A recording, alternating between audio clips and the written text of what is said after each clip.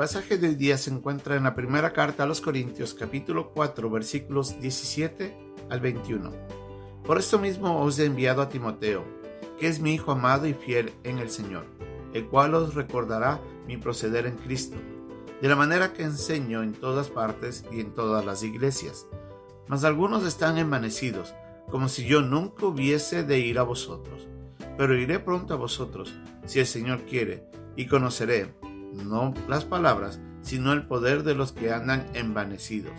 Porque el reino de Dios no consiste en palabras, sino en poder. ¿Qué querréis? ¿Iré a vosotros con vara o con amor y espíritu de mansedumbre?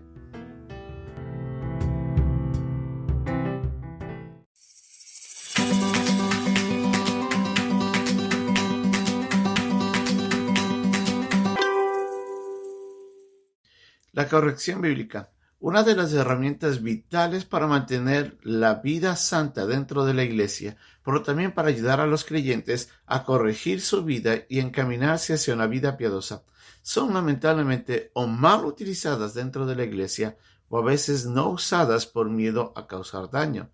Pero como vamos a ver en esta carta, en el escrito de Pablo hacia los hermanos en la iglesia en Corintio, les dice de que es necesario esto para que cambien. Y él, en unos versículos, nos va a decir cómo enfrentó este problema y cómo podría ayudarnos a nosotros a enfrentar esos problemas en la iglesia actualmente. Esta es nuestra lección de hoy día aquí, en Un Momento con Dios. Nos encontramos ya al final del capítulo 4 en esta primera carta a los Corintios.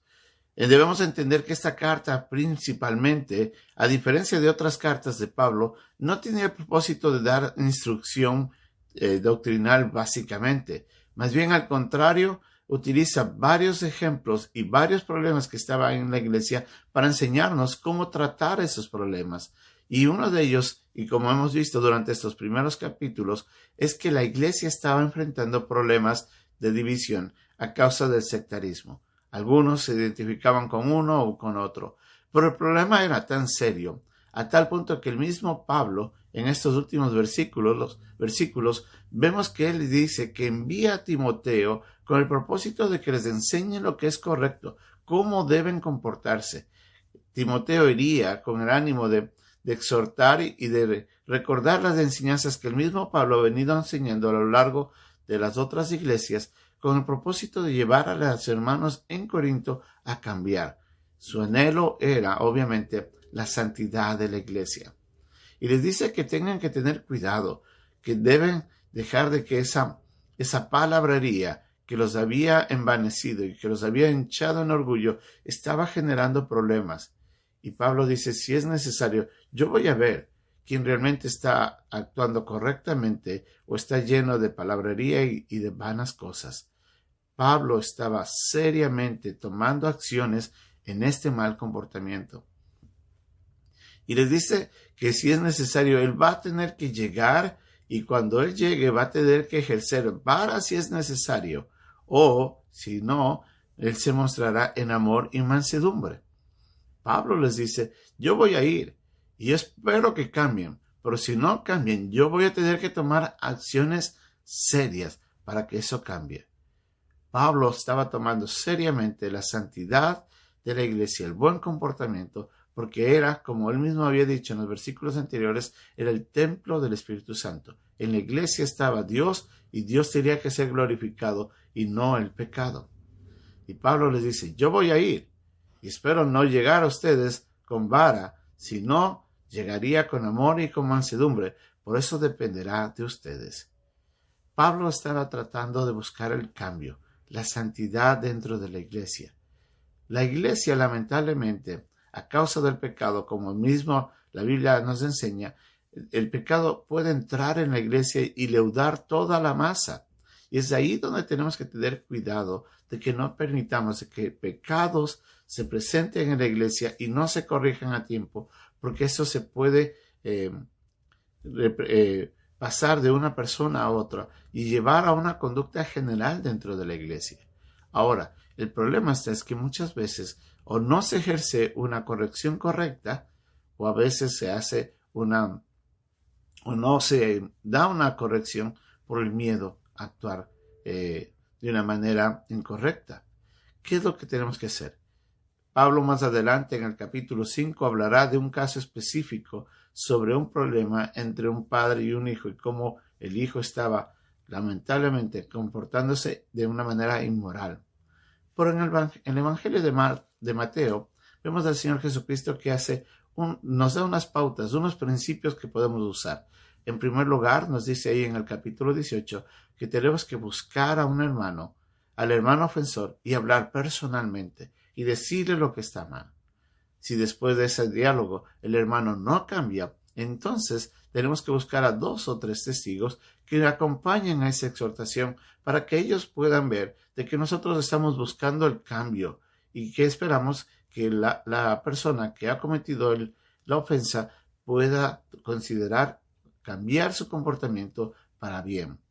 Ya después, si es que después de ese llamado la persona no cambia, entonces sí debería ser presentado a la iglesia y expresar su mal comportamiento.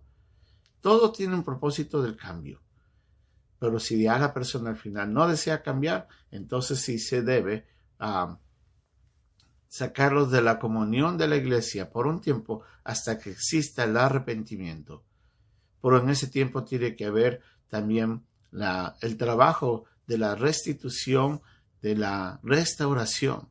Es muy importante. A veces se trabaja muy drásticamente cuando se ejerce disciplina. Y ahí es donde la disciplina, en vez de ser provechosa, puede ser más destructiva todavía, porque produce quebrantamiento de la iglesia, puede producir división o separación de algunos por siempre. Entonces hay que ser muy sabios de la manera como se hace esa exhortación.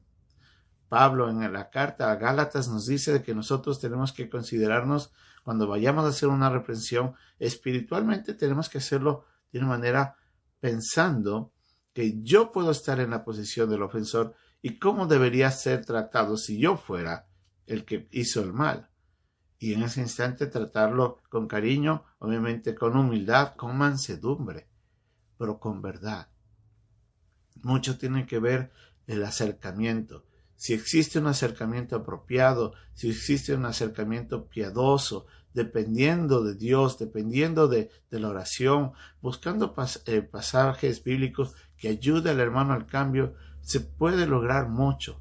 Si bien no siempre se logrará el arrepentimiento del pecador, mucho dependerá de cómo uno se acerca a hablar a esa persona para que el cambio ocurra.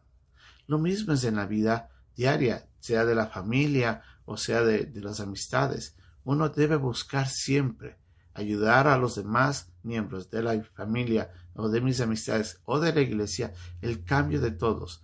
Nuestro anhelo es llevar a la iglesia a ser una iglesia santa y sin mancha, como desea el Señor. Y tenemos que trabajar todos en ello. Y si es necesario, hay que disciplinar, hay que corregir, con el ánimo de buscar el cambio. La iglesia del Señor tiene que ser sal y luz en el mundo.